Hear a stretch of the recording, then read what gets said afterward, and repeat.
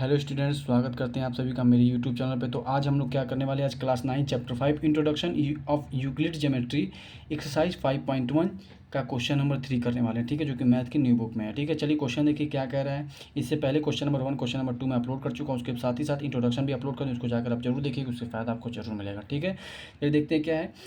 Consider the two postulate given below. ठीक है, कुछ ऐसे पॉस्टुलेट गिवन को समझते हैं। Given any two distinct point A and B, there exist और third point C which is in between A and B. ठीक है, कह रहा है कि दो लाइन दिए हुए हैं और उनके बीच में तीसरा पॉइंट, दो पॉइंट दिए, उसको हम लाइन बनाते हैं और वो तीसरा पॉइंट उसी लाइन पर है। ठीक है, चलिए आगे देखें क्या कह रहा है। There exist at least 3 point they that are not on the same line. ये कह रहा है कि ऐसा 3 पॉइंट और ले रहे हैं जो कि तीनों अलग अलग हैं। ठीक है, चलिए आगे देखते हैं, आगे क्या कह रहा है। Do these postulate contain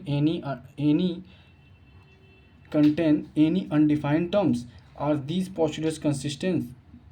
Do they follow from the Euclid's postulate explain, ये बताना हमको। ठीक है, तो आइए क्वेश्चन का आंसर मैं पहले से लिख चुका हूँ, क्योंकि बस एक ऐसे क्वेश्चन एग्जाम में आते नहीं, लेकिन आपको बस समझाने के लिए मैं लिख दिया हूँ।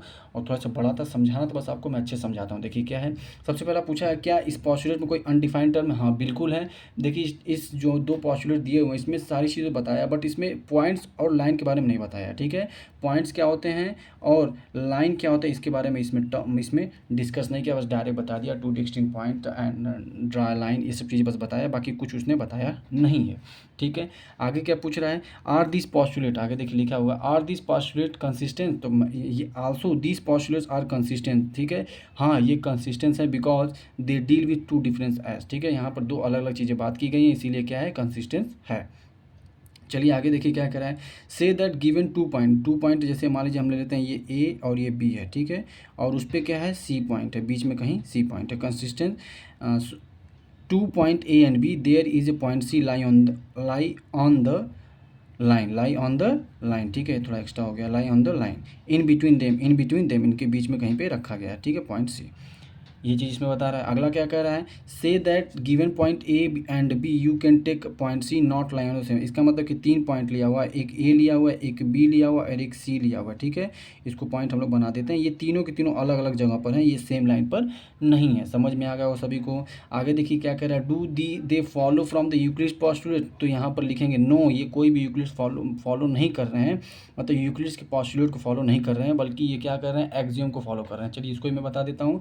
No this postulate do not follow from the Euclid's postulate, however they follow the axiom। क्या फॉलो, ये पोस्टुलेट को तो फॉलो नहीं कर रहा है, एक्सियम को फॉलो कर रहा है। क्या फॉलो कर रहा है एक्सियम में कहा गया है कि अगर 2 पॉइंट हैं तो 2 पॉइंट से हम एक सिंगल लाइन को क्या कर सकते हैं, ड्रॉ कर सकते हैं। ठीक है, बस यही चीज़ में फॉलो करें। जैसे यहाँ पर लिखा हो given two distinct point there is a unique line passes through them, मतलब ठीक है, दो पॉइंट दिए हुए हैं तो उसमें से एक सिंगल लाइन, हम यूनिक लाइन को पास कर सकते हैं।